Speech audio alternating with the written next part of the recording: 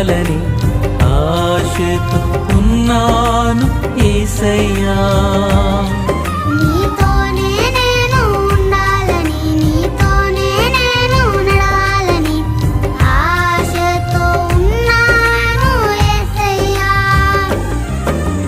తప్పిపోయినా గొర్రెను నేను, నీ దరికి చేర్చుకో యేసయ్యా.